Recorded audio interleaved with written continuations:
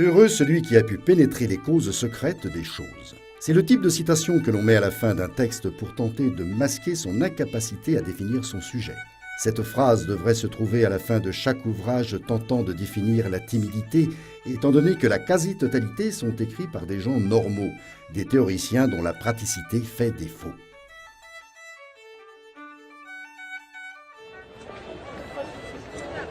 Il apparaissait donc nécessaire d'offrir pour la première fois une véritable définition du syndrome du timide.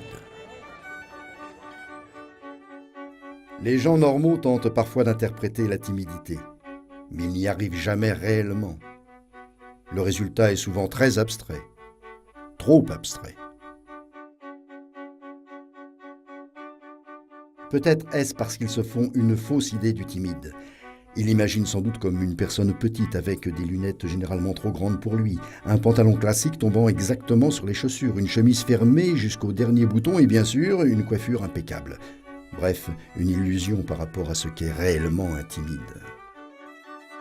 Certains pensent même qu'un timide peut se faire tellement petit qu'il peut tenir dans une boîte d'allumettes. Ce qui est plus qu'aberrant. Non, une boîte à chaussures, je veux bien. Une boîte d'allumettes, faut pas déconner non plus. En réalité, personne ne peut vraiment savoir ce que pense un timide. Il faut être timide pour comprendre un timide. Alors là, moi je crois qu'il est heureux. Oh non, il est triste là, il est triste. Ah, je sais pas, moi j'aurais plutôt dit qu'il pensait à la conception de l'état de nature selon Hobbes, là. Non, selon Locke. Locke? Non, Rousseau. Oh, tu crois qu'il est rousseauiste? Oui. Oh non. Non? Ils ne le seront jamais. Il faut être timide pour comprendre un timide.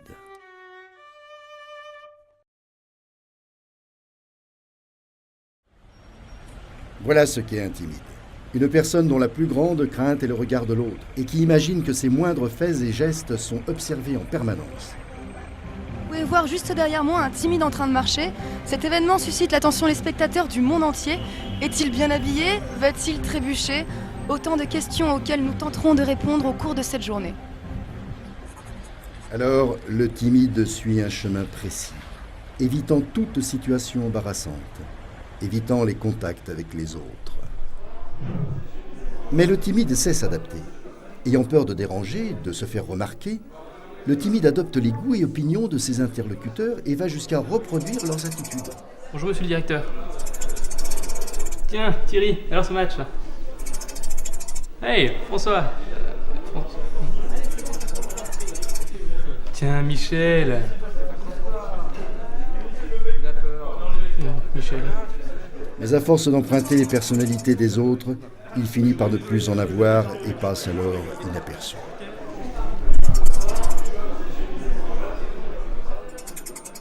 Souvent, le timide est dans ses pensées. Il a peur de déranger, de faire un faux pas. Le timide a le don de compliquer les choses simples. Et vous, comment allez-vous? Il me parle, mince vite, il faut répondre. Qu'est-ce que je peux dire? Tiens, bah, une blague. Où parle-t-on de finnois? Bah, en fine. Non, c'est pas top. Non, quelque chose d'intelligent. Quelque chose qui passe bien avec tout le monde. Vite, qu'est-ce que je peux dire? Non, merci. Enfin, s'il vous plaît.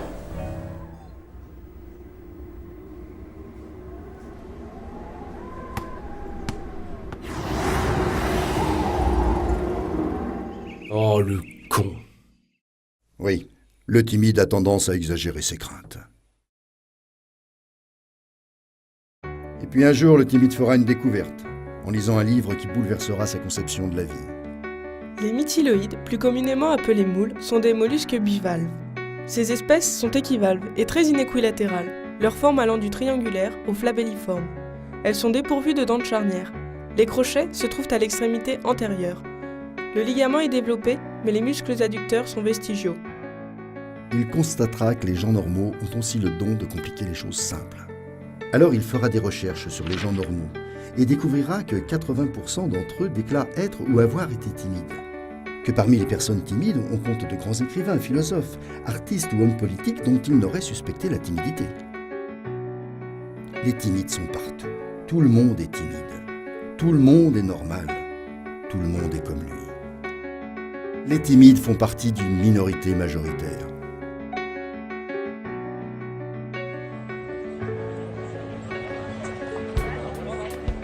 voudra faire changer les choses. Si tout le monde est timide, personne n'est timide. Mais il est comme les gens normaux, théoricien, pas praticien.